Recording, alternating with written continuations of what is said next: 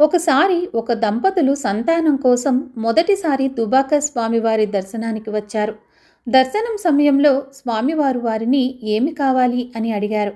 దానికి వారు మాకు పిల్లలు కావాలి స్వామి అని తమ కోరికను విన్నవించుకున్నారు. అప్పుడు స్వామివారు వారితో పిల్లల కోసం మీరు ఇప్పటి వరకు ఆస్పత్రులకు 23,480 రూపాయలు ఖర్చు పెట్టారు కదా, మరి మీ ఇంటి వీధి చివర ఉన్న అమ్మవారికి ఎప్పుడైనా మొక్కుకున్నారా అని అడిగారు. హాస్పిటల్స్కు అంత ఖర్చు పెట్టే కన్నా అమ్మవారికి ఒక చీర కొని సమర్పించండి, అంతా అమ్మవారే చూసుకుంటారని ఆశీర్వదించారు.